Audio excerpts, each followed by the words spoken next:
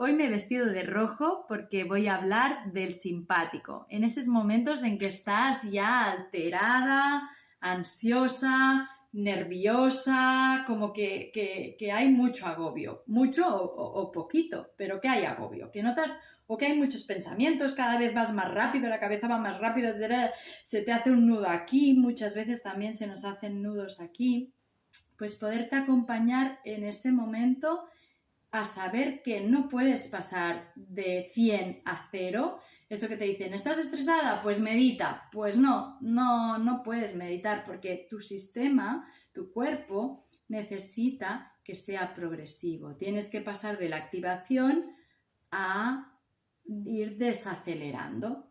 Y por eso una propuesta corporal que puede ser adecuada es hacer rebotes con las rodillas. Simplemente tengo los pies bien plantados en el suelo y hago rebotes y me dejo llevar. Cuando estoy más ansiosa empezaré con más velocidad y paso a paso, si puedo saco la voz, si no puedo solo respirar.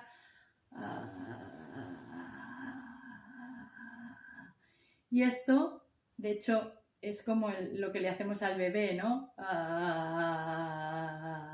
Pues es esta misma sensación y paso a paso te irás cansando y los rebotes serán más lentos y más acompasados.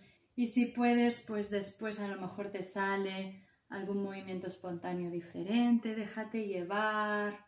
Cuando te vayas regulando, tu cuerpo te dirá qué necesita. Puede salir cansancio.